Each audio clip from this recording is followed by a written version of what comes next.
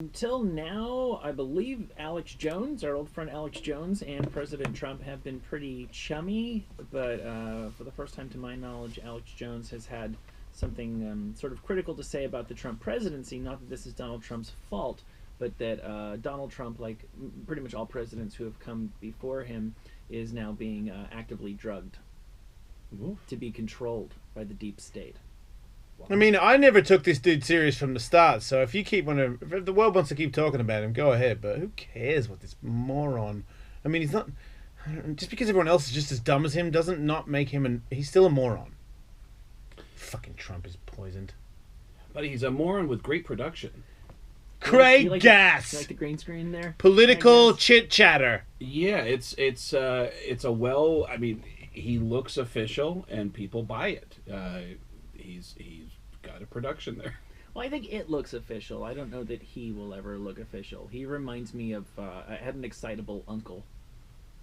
Like, you know, the guy at, like, a family picnic who would be like, let me tell you how it really is. Like, you're a teenager. Yeah. He felt like he had to shepherd young men into the world. That's what I get off of Alex Jones. I want to fight him. Chris Porter has a great joke that he's doing right now about how there's guys like this, conspiracy theorists, that back in the day, they were so out on the outskirts of relationships that you had, that these were the guys that you'd have at a bar and you go, dude, you're fucking drunk and you sound like a fucking idiot. You don't know what the fuck you're talking about. And they would go, yeah, you're right. But now you can Google and find groups of people that you can join that think like you, and now you become more of a force because you got other people on Facebook groups that think the way that you do. Well, that's part of the strength in numbers, is that the numbers galvanize the strength of each individual's convictions, because they're not alone. There's people who are constantly affirming the insane shit that they also believe. And they're all jumping in and going, right? Am I crazy? I'd still like to fight him.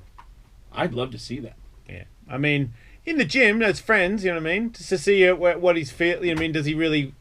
what is his threshold? Does he want to...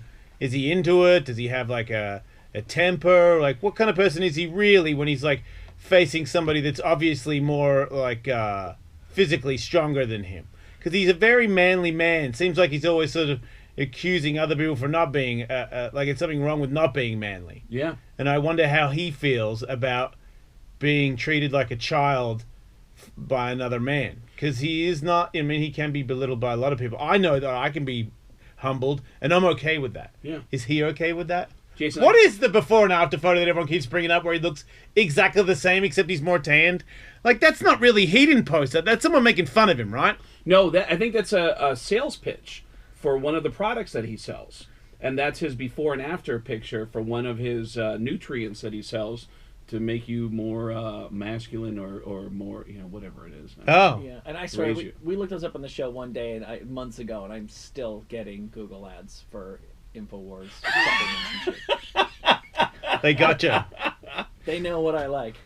Even more than I do, apparently. Yeah, believe me, I feel that watchful eye too. I know there's no way that there's a Seattle Mariners ad on every page. Like, I'm one of 7 Seattle Mariner fans on the planet, so it's kind of weird to see that on every page. But yeah, these are ads you're looking at that he sells, and I didn't realize that this was a big business for him. But he's got all these Fakakta products that he sells, making a lot of money on it. To get lean, to raise your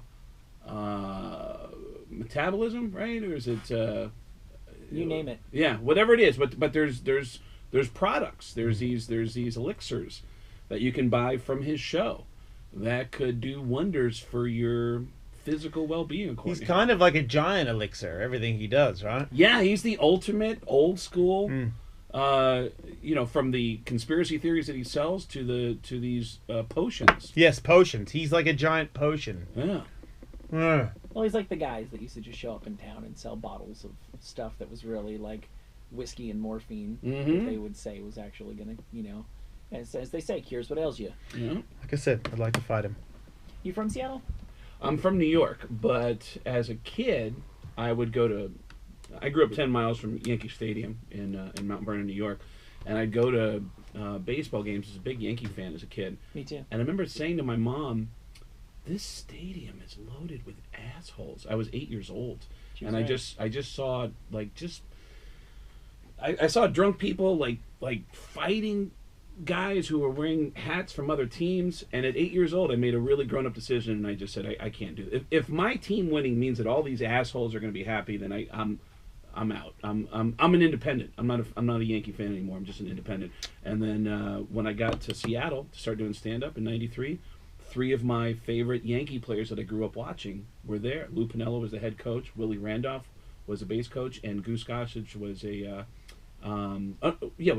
Gossage was a relief pitcher. And I said, oh, this is going to be my team. And I became a fan of that little shitty team. And they're still pretty shitty. So They've had their little runs in there. They were a respectable franchise because I used to go to Yankee Stadium. I'd go like 10 times a year from New Jersey, and it was really not a fit place for children. Oh, yeah. And I always enjoyed the Mariners because they were so shitty back then. The players had no choice but to be like nice. Yeah. So I always had a soft spot because like Mickey Brantley and other Oh, wow. forgotten people, Harold Reynolds would be friendly to me. Jason, is baseball boring to you? Like, yeah, it is. Football? Are you a football fan? Mm-mm. No? It's just, what did you make the switch over to when you got here? I liked NBA when I first came to America. I used Yeah? to watch basketball all the time. Yeah, I used to go to games. Really? Yeah, and then I just, what happened? I don't know. Maybe I don't have any friends anymore because I had to quit doing drugs and stuff. So that was kind of my circuit. The drug-taking, drinking guys were going to the games. So Did you have guys you did drugs with, and then... and watched basketball apparently, because as soon as I stopped doing drugs, that was kind of the end of my.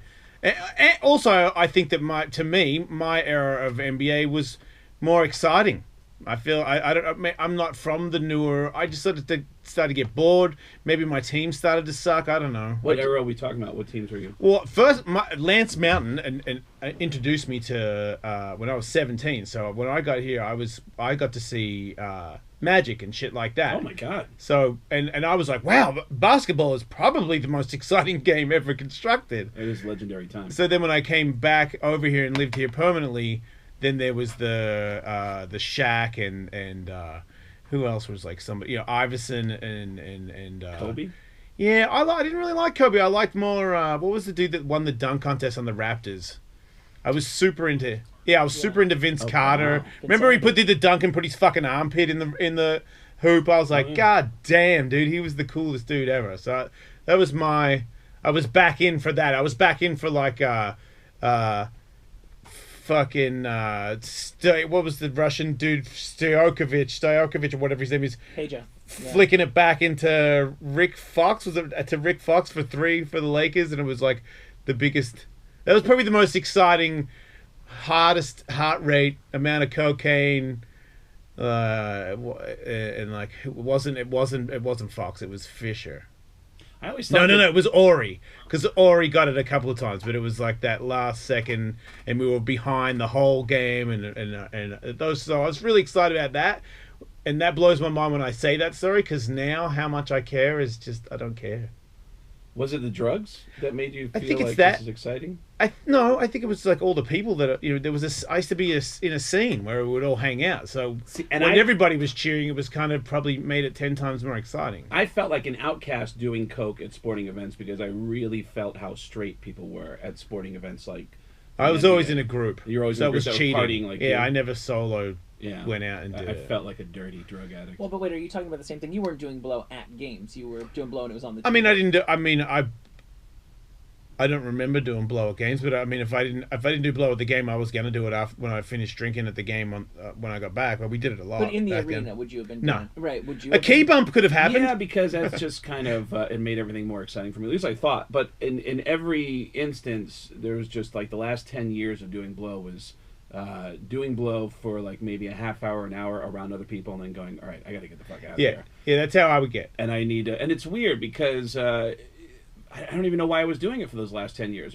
I was doing it for the ceremony of doing it. Like I would actually think in my mind at the end of a night of doing shows at a club, it's Friday or Saturday night, I don't have to get up early to do radio, I'm going to go back to my room for a nice relaxing night of doing coke. Yeah. And there was nothing relaxing about it. I'd have some whiskey, I'd get some coke out, and it was this whole thing of locking the door and then getting the coke out and chopping it up, and I'd put Letterman on, and I'd get ready, I'd line up all the lines, and then I'd be like, all right, this is going to be awesome. And the first line usually was kind of awesome. Mm-hmm. And then And then it just got shitty for the next 14 hours. And it was just, no matter how little or how much I got, I would always tell myself, I'm not doing it all. I'm just going to do a little bit. And, or there were times when I was really broke in my life where I'd go, all right, I'm going to do a little bit and I'm going to sell it because I can get my money back. Because I can't afford this. I'm going to sell it.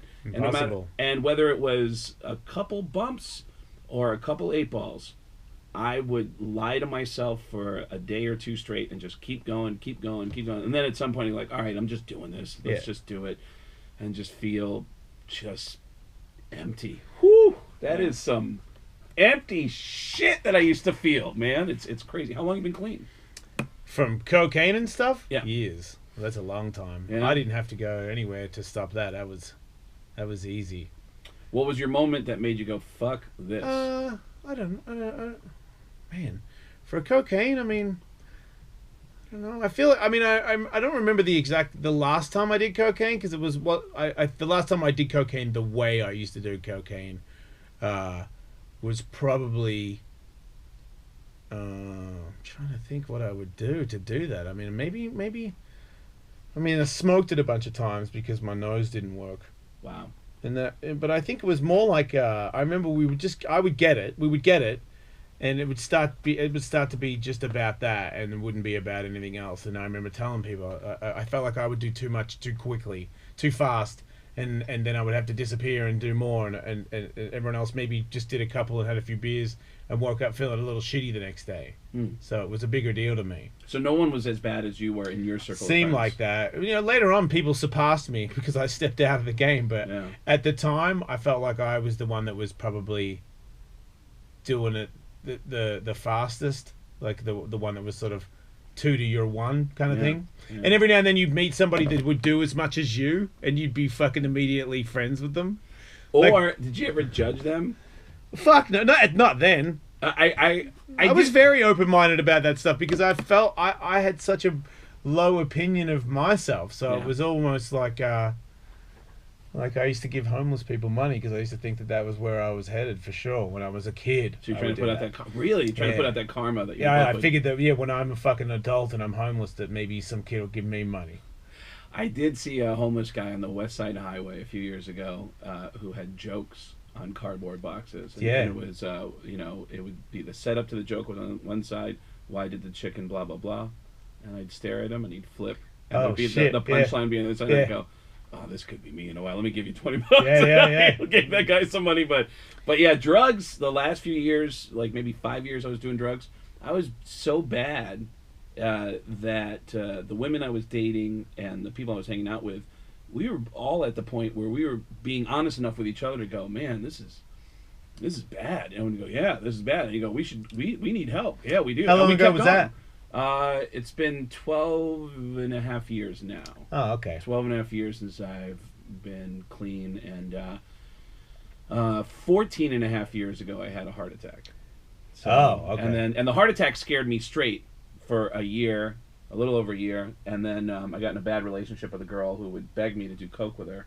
Knowing that I had a heart attack, she would beg me to do coke with her, and we got in a big fight one night, and I actually said, I'm going to show you, and then I went out and I just hurt myself, and then, shockingly, I couldn't get back on again. I kept making excuses for, well, I showed myself I could quit, I'll do it again, and I just kept going backwards.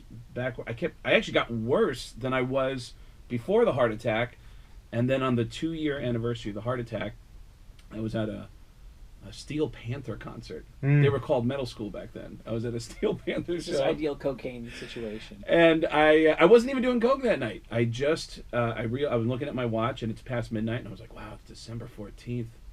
I had a fucking heart attack 2 years ago, and I had half a beer in my hand, and a light just turned on, and for the first time in my life, I took half a beer and I threw it in the garbage. And I went, that's it, and I never turned back.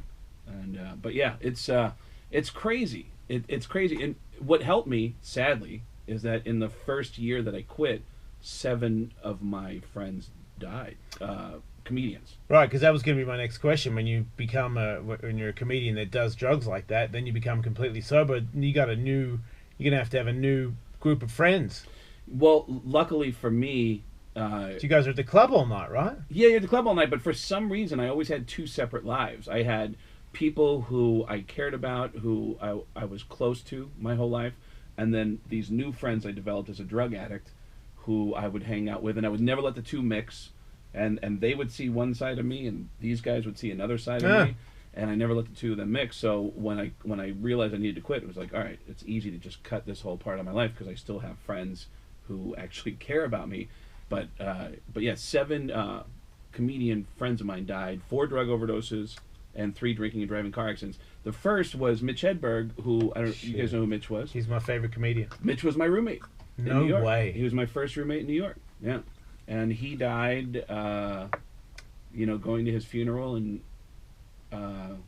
experiencing I still remember his sister. They brought the coffin out of the church, and there's a hearse outside, and everybody's standing outside this church, and it was like, I think it was near St. Paul, Minnesota, and they put the casket into the hearse, and it's dead silent, and they start to close the door to the hearse, and his sister yelled out, "No, no, no, no," and she climbed into the hearse to put her arms around the casket, and everyone was just like, ooh, it was that was you really thought that Mitch was indestructible. He loved excess, he loved decadence, and Mitch was one of the most well put together people I've ever met. Really Selfless, was very independent. He was a cook. He was just a kind, generous person. He had one flaw, and that flaw killed him. doing heroin. Yeah, was he drinking heroin, a lot too? It was heroin and coke. Oh, Which, when I was living with him, we would sometimes do coke. I remember there was an article came out that I found on the internet that George Carlin had said some nice things about Mitch. He named Mitch in the article. And I said, "Mitch, we got to celebrate." Yeah. And I said, "We get some coke." And I was in the village at the time, and I just happened to be walking by some random black dude who was like, "Coke," and I go, "Yeah, what you got?" Yeah. And he sold me something. I don't know what it was, but I snorted it and brought some home for Mitch. And but Mitch, we would do coke, and then he signed a deal that I read about while he was out of town. He was coming home, and I was gonna bring Mitch. We were gonna meet up when he got home, and I was gonna take him to a Rob Zombie concert. And I had tickets and passes for this Rob Zombie show. He actually got material out of the concert because the opening act was Monster Magnet. And how does everybody feel alive? Animals. Yeah, like animals, like that's people. right. Yeah. And he got it out of that show that night. And so we met at this bar, and I had just, and I'm living with this guy, okay? And I read something on the internet that Mitch has signed a like $750,000 deal with either Fox or ABC. And I'm calling him going, "Hey, Mitch, you still good for tomorrow?" And he's like, "Yeah, man, I can't wait to go see that show." And all right, everything good? Like, yeah. And I'm like, why is he not talking about this? And then we go to this bar across the street from where the Letterman show is, because the concert was there was a concert venue. Will know the name of the place. I can't think of the name of it off the top of my head, but there's this big concert venue. The Paramount there? No, it was around the corner from the Letterman show was a big. It was like a 2,000 seater, and it was a big. It used to be like a dance place. Like they had shoes, like a Hall of Fame of shoes, like Fred Astaire and whatever the place was.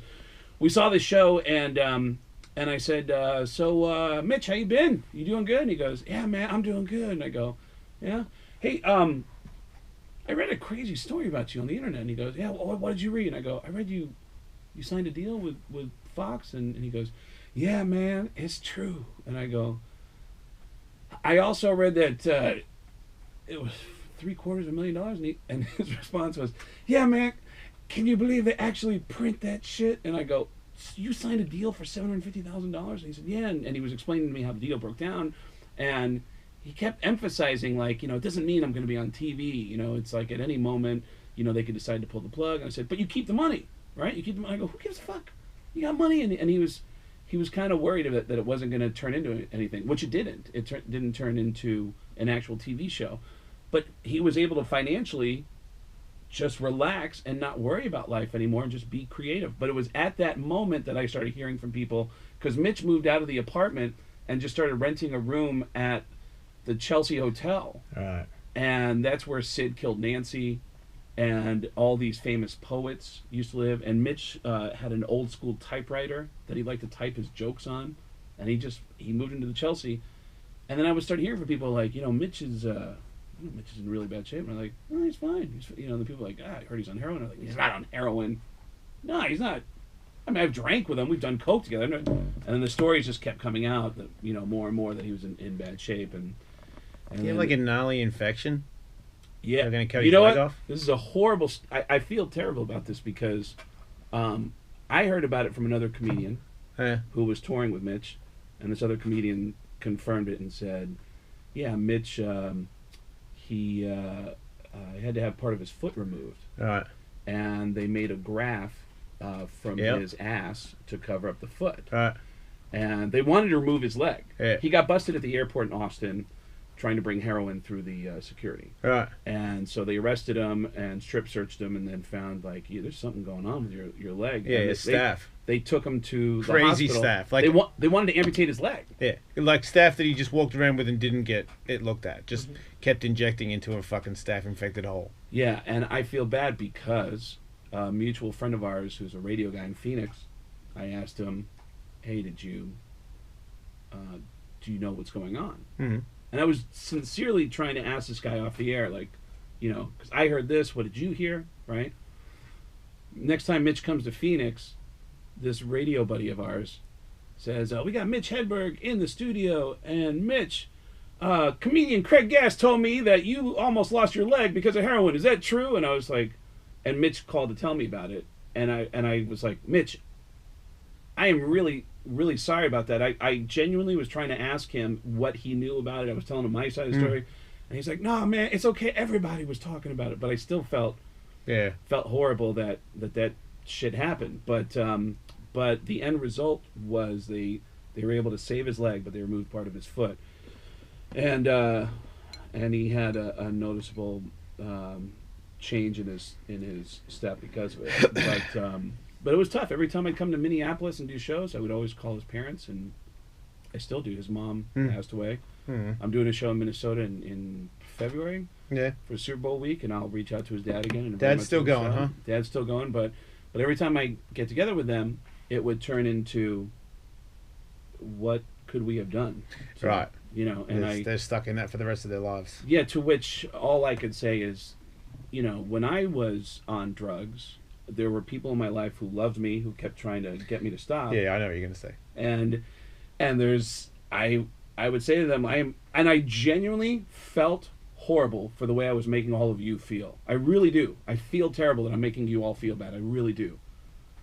But I kind of like doing it. I can't stop doing it. And it's, I didn't love them any less.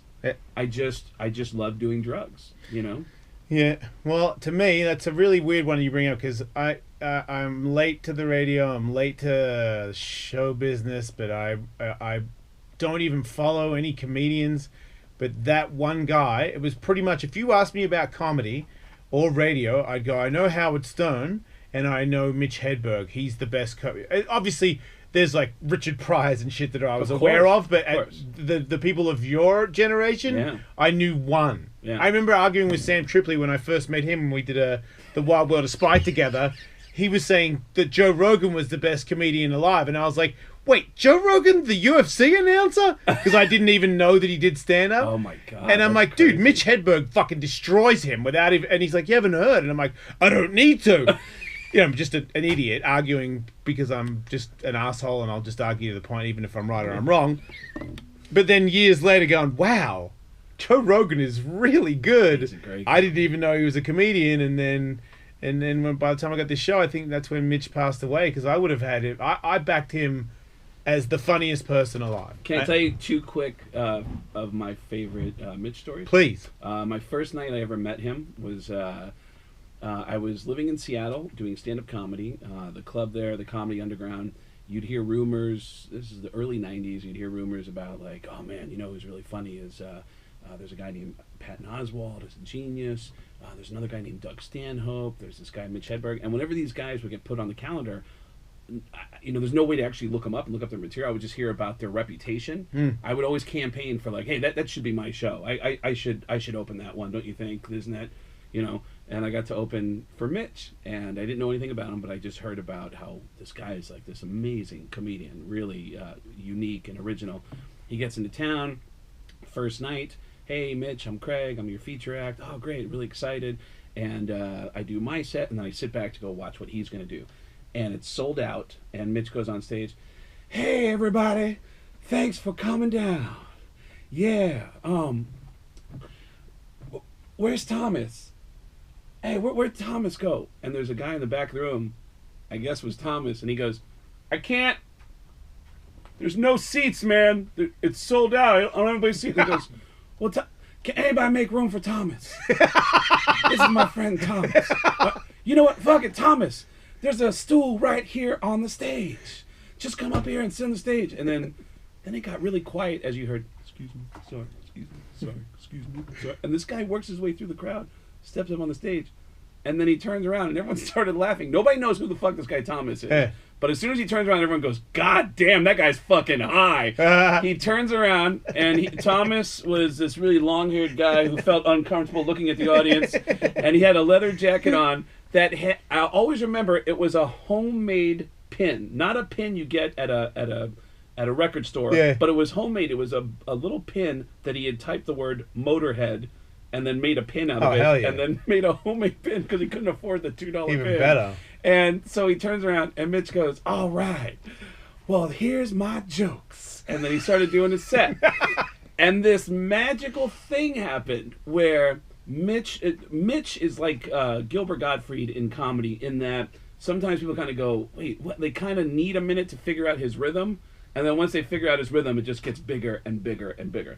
So Mitch starts his set, and at the end of each punchline, it would take a second, and the crowd would start laughing. And then Mitch would start his next joke. But then Thomas would understand what the last joke was, and he'd start laughing while Mitch was going into the next joke. And Mitch would stop in the middle of his next joke and go, ha ha, hell yeah. And then everybody would laugh again. And it ended up shortening his set. But his set, every joke was followed by 1, 2, 3, 4 waves of laughter before he'd get to the next one.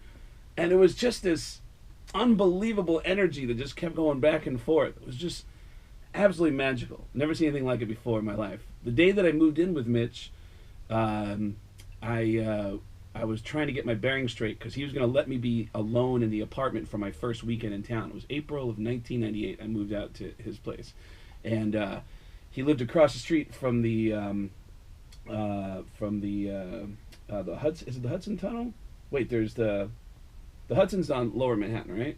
You got the Lincoln in the middle. You got the GWE at top. Yep, and then the lower Manhattan, it's the Hudson, right? No, that is not. No, it's the Holland. Holland. We lived across the street from the Holland Tunnel on Broome Street, and I'm trying to get my bearings straight, and Mitch is trying to tell me everything because he's about to leave me alone for an entire weekend in the city, and at one point Mitch goes, "Oh, hey Craig, this is a map of the New York City subway." And I looked, and on the back of his front door was this giant, enormous map of the MTA, of the subway, which the first time you look at it, it's really confusing. There's blue and yellow and red lines going in every direction.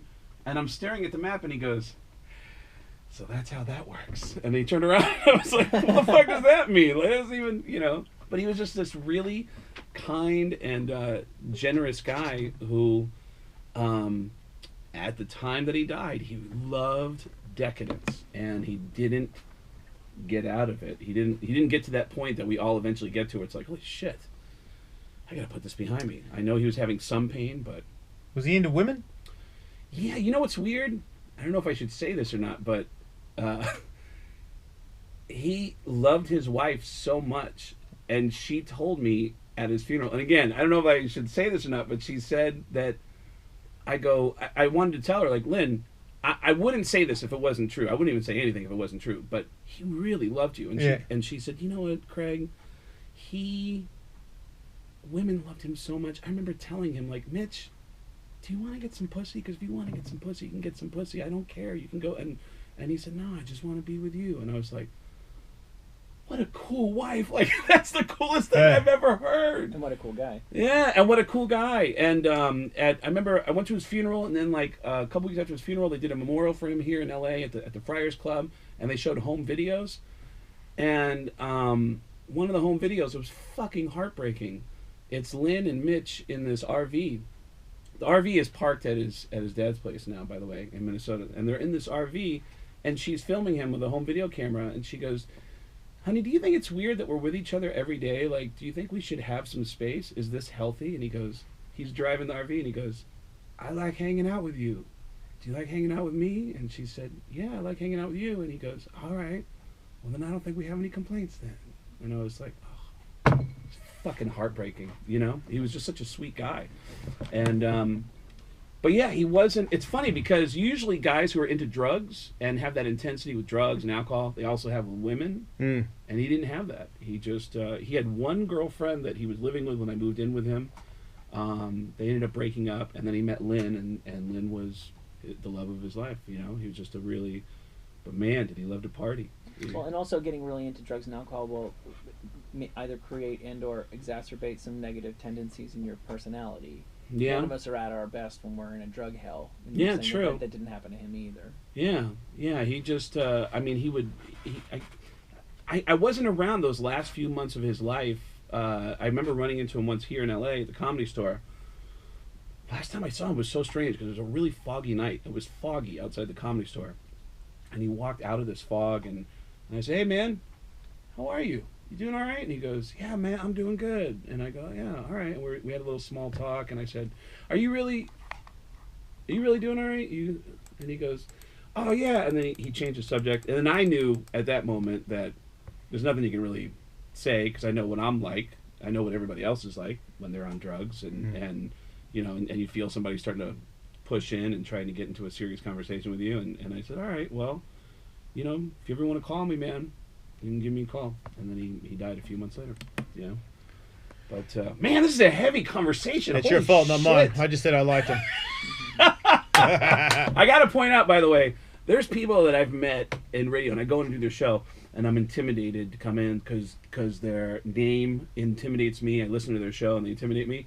I've never looked at somebody who sits on a throne like this. It's a chair with skulls in it. It is the most intimidating looking chair. Yeah. You're already an intimidating guy to me. But that's not my fault. And then That's my childhood. Fucking chair. I'm just reacting to my childhood. Is it okay to take a picture and post this on my Facebook? No, page? I'm trying to remain mysterious. Yeah. Craig. Well, just the chair. Well, chair. as you know, no. No? Oh, you can take a photo of me in the chair, not the chair by itself. Okay. All right. Yeah. All right. We can't. We're a package deal. All right. Cool. Yeah. Even better. Yeah. No, Holy shit. I know. I've got a live wire, and you're not getting him by himself. This chair's my friend. Yeah. I'm supposed to name the heads, but they're behind me. I don't have time to name the heads. Have you thought about names for the heads? No. It's Tom, Dick, and Harry. Yeah. It's something of a Mount Rushmore of evil. Yeah. It's like 4 skulls. That's the most 4? Yeah, Oh, it's 4 skulls. Oh, yeah. It's the most intimidating fucking thing. Did you ever see Mitch live? No, I didn't get to nowhere near that. I had a CD, and I would play it for people. I was like spreading the word. Yeah. Because the people I knew, they didn't listen to stand-up either, so they're like, this guy's fucking crazy. I'm like, I know, right? And the It crazy was so awesome. After he died, he just kept getting more and more fans. He did, huh? And they were fans who had no idea he was gone. I know. I would say it's probably within the last few years for sure that I've met somebody who said, oh, you know who my favorite comedian is? You ever work with a guy named Mitch Hedberg? And I go, yeah, he was my roommate. And they go, oh, man, yeah, I've never seen him live. And I'm like, yeah, well, I mean, it's unfortunate what happened. And they have no idea what I'm talking about. They think they have no idea that he's gone. But yeah, he was Letterman's favorite comedian. No way. Letterman would have him on. I went with him once to a Letterman taping. You've done Letterman, right? I've never done Letterman, but Mitch said my name at the Letterman show. And I actually called. Have you done any of the late night people? I've never done late night. Really? I never have. I've never tried. I never pursued it. How do you do that? Like, do people? Because is it like less of a thing these days? Seems like people don't even do it at all. They don't have you on, right? It's more. It seems to be more. It doesn't have the impact that it had when Carson. Because Carson, you do one appearance on Carson, and you were in the business. Right. You made it. So what is it now? Now it really seems like podcasts can really. I mean, there's by being on somebody's bigger podcast. Or to be in the podcast chain. Yeah, to be in the podcast world, it seems like that's where Howard is still huge. And if you do the number one radio show in whatever market you're working at, that will usually move the needle for your terrestrial. Sales. Yeah, terrestrial. Still, yeah. But it has to be in that market. If you're doing a show in that market, if you do the biggest radio show in that market, it's dwindling. It's still big in Canada. Terrestrial radio, terrestrial radio still does well in Canada, but if you do the biggest show in a market or the biggest two in the shows, city, and then you do gigs that night, it'll help. It'll help. Yeah, it'll definitely move the needle. I remember Artie having some crazy story about doing the Letterman show to promote a book, calling his agent and saying, "How many have we moved this week?" And he said they had literally moved 2 books. I'm glad you brought him up because I went down a wormhole. I wasn't even aware that he had a show with Anthony Cumia, and I'm doing that show for the first time actually tomorrow. Right, and okay, well, there's stuff on YouTube that shows Artie like getting a nosebleed and just being bumped up and rubbing his face. And already on the show? Fuck yeah! Like if you look, I didn't know that he had a show, and I watched a little bit, and then the next thing was, is Artie? How long is Artie gonna live? And then just a video of how many times he was grabbing his nose, and who's the other guy that used to go on Opie, now he's on the Jim and Sam show with Rich Voss, who was pointing out to Anthony, hey, look at your fucking co-host rubbing his nose, and that's the show. Like they're not hiding it. They're just like, hope you you take care of that, on the show. Hope we see you tomorrow. Artie, yeah. Artie. And he's fucking. He looks like he's aged like 20. I guess it has been 20 years. Yeah. What hasn't? It's been like. Has it been 10 years since he was on the Stern Show? I would say, it's been about, because Artie and I both auditioned for that job. No way, you auditioned for that job? It was me and Artie. So when you audition, does that mean you're in there with the room of them? Yeah. Oh, wait, was this on the air? On the air, yeah. Okay, right. So I'm sitting next to Howard. You were a featured guy on the Stern Show for a long time. Yeah, I started calling in 1995. I would call into the show, and I did this horrible, really dark thing where every time I would do celebrity voices on the show. And I've always had a knack for doing voices. But you booked yourself, or they found you? I sent them a tape of stuff I was doing on this radio show in Seattle, the Bob Rivers Twisted Radio Show, and I sent them a tape of me doing impressions. Gary called me up and said, "Hey, this is some really good stuff. Like who's all the voices that are doing all this?" And I go, "Oh, it's me. It's me doing all the voices." He goes, "Well, you're Sam Kinison. It's the best one we've ever heard. It's fucking really good, man." And so I said, "Well, I'd love to work with you guys someday." And they started putting me on the show. And what I started doing... When they put you on the show, they pay you straight away? I negotiated... I actually was working with a guy named Jerry Hamza, who was... So you had a manager that was... It was George Carlin's manager. Ooh, sick. Yeah. So George was a mentor to me. And so you knew him? I knew George. Fuck. Yeah, George... He might have been one of the greatest Americans that ever lived. I agree 100%. And the crazy thing about my relationship with George was that he always, literally from day one, said, I'd only been doing comedy for 6 months. He said, if you ever want me to help you with your career, I'll do anything. If you want me to make a phone call for you. And I never took him up on that. All I did was call him and ask him about life for years. I would just say, I have questions about God. I have questions about drugs. What a great guy to ask, though. Yeah. And any insights you can share from George Carlin about God? I can tell, you know what? I'll tell you an amazing story about you. And here, well, first of all, this is really embarrassing, but you couldn't get hard. I saved every voicemail answering machine message. How is that embarrassing? Well, because I would make copies of the tapes, And he left me multiple messages over the years, and I saved all the messages. I have them on a CD. I helped you put one of them on a CD. Did you? Mm-hmm. Do you remember that? Wait, what's It was the one that he called you when Mitch Hedberg when passed Mitch away. died, and he was talking about Mitch and about wow. Mm-hmm. So, so I can tell you one thing about George. It really shows you what kind of a human being he was. And again, this story is kind of a sad story. It's like if anyone is coming to the Comedy Store next week in La Jolla, you're not going to hear these sad stories. Yeah, you're not going to hear this. All the dates at getgas2s's.com. This is just a small taste of what you can look forward to. Tempe Improv. Yeah, if you're just tuning in, you don't know who Craig Gass is. He's a comedian. This is a representative sample. Believe it or not, Yeah. this guy is a stand-up comedian. George was married to a wonderful woman named Brenda for, I want to say, at least 30, 40 years.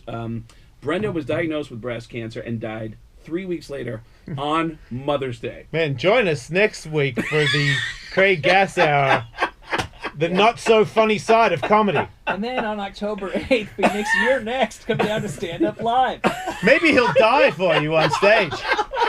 If you have any family members that have just passed, maybe he could speak on behalf of them and tell the crowd what great people they were and how they persevered through such suffering, aka life. So his wife dies, and I call him. He's very he's a little distant on the phone, and so I called Dennis, his opening act, Dennis Blair, to say, hey, is he all right? What's going on? And he said, yeah, he's, I'll tell you, I went to the house last night after Brenda passed, and, his daughter answered the door, and George came out and said, yeah, I really appreciate it, but I got to go to sleep, so let me go to bed, and I'll call you guys tomorrow, but I appreciate what you guys are doing. And Dennis said, well, listen, if you need anything, you call us. And he said, yeah, I appreciate it. And he said, George walked down the hall, and he said, my wife and I both saw this. George walked down the hall, and he opened the door to his bedroom, and we both could see inside his bedroom. George had taken all of Brenda's stuffed animals that used to decorate the house, and he had taken all of Brenda's stuffed animals and put them in the bed, and he was sleeping with all of her stuffed animals. And that was George. Come see me at the Tempe Improv, October 6th, 7th, and 8th. October 13th and 14th, St. Louis, you're next. The La Jolla Comedy Store next Sunday night. I swear to God, this is the saddest hour of the show that has ever happened. Ladies and gentlemen, my name is Craig Gass, and I'm going to share some stories about some people who have died. You understand that, you fucking jerks? These are dead people. Oh! These are dead people.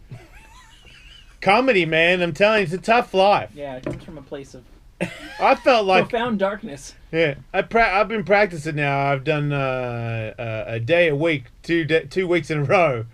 So I've been putting in the hard miles, and I've noticed the other day I did great, loving it, and then the last one real bad, terrible, and I just started telling everybody in the room how bad the world is. I was dark. Really? Yeah, it was like I was pitching to be on the Craig Gass show. Or something. Hopefully he'll tell a story about me and my dark side. Actually, yeah, pretty creative guy. Interesting story, though. One time he called me and was like, I'm going to fucking kill everybody. Died. Next day, dead. Wish I had called him and said, hey, man, maybe the world's not as bad as it sounds like you're saying it is, but hey, that was him, Craig Gass, an evening of stories about my childhood pets and how they died. It's like the Robert. So, hey, little Billy. I didn't see Billy. Wish I had it. Wish I had said, don't come over the street, Billy. But by then the dog has come in the car. Hey, gerbils die. That happens. He died. That's it. Last time I saw him was flat as a pancake on the road. Next up, Billy Pie. I'd like to share some stories about my grandfather, who is dead. You understand that? He's fucking dead. There's a new angle for you. Maybe he just does that all the time. Maybe that's how Opie got fired. Maybe he came in and talked about dead people too much. Oh shit. Man, you're so dark. Yeah, man. We went down that path. Yeah, I love sharing a story. I love hearing a good story. even if it's dark, I love hearing a good story. Yeah, but yeah, those were a couple of guys that just had big influences in my life. But with Howard, it started with me calling into his show every time someone we could all agree was an asshole died. I would go on the air on Howard's show the next day and call in as Sam Kinison calling in live from hell, from the gates of hell, with this dead guy. It'd be like Jeffrey Dahmer dies, and the next morning I'm on the air with Howard going, "Hey guys, it's Sam Kinison, and I'm down here in hell. And I got Jeffrey Dahmer down here who's looking at my ass like it's a T-bone! Oh!" And then whatever. It was a terrible. Did you do Jeffrey Dahmer? I never did an impression of Jeffrey Dahmer, but and then it started becoming. I would start writing for the show. Once I started writing for the show, I moved out to New York. What do you mean writing for the show? I started writing because Jackie and Fred used to write my material, and they would write scripts. Oh. And then I would call in and do the script as different guys. And Jerry, George's manager, negotiated a deal where I was getting $350 every time I'd call in. Yeah. And then I'd call in and do these scripted things. Jackie would write jokes that didn't sound like Sam. They were more like rim shot jokes. And I started to ask, is it okay if I write? Do you mind if I submit something? Because I feel like, I mean, Jackie's stuff is funny. It just doesn't sound like stuff that Sam would say. Yep. Like, all right, well, send us an idea of what you think it should sound like. And I sent him a script, and Gary said, "Hey, if you should start writing your own stuff from now on." And so I started writing my own stuff, and then realizing that my role on the show was starting to grow, I asked Mitch, "Hey, do you mind if can I stay with you until I get on my feet?" And he said, "Yeah, you can stay as long as you want." So I moved in with Mitch and started writing for Howard, started writing for Weekend Update. Carlin was doing Weekend Update at the time, and then started developing more. And then it got weird. I started doing like Al Pacino had twins. Hey, And I said, "Hey, wouldn't it be funny if one of the babies was on the show?" And you go, "Wow, so you're Al Pacino's baby. What do you like to do for fun?" I like to pee. You like to pee? I love to pee. My mother, Beverly D'Angelo, whenever she changes my diapers, I give her a quick squirt right in the fucking face. Hoorah! And she likes it because she's a whore. It was terrible. And then Jackie quit, and I started sitting next to Howard, and then Artie started sitting next to Howard, and then Artie got the job, and I got offered acting roles. So that's how it happened. Yeah. And then from that moment on, that was 2001. I've been paying my mom's bills for 16 years. So wow! Just from the residual of everything that happened after Howard. So fuck. Yeah. All right. Well, the hilarity train is headed next. Oh shit! Can't wait. At getgasgass.com. Don't die. Craig Gas Comedy. Yeah. La Jolla.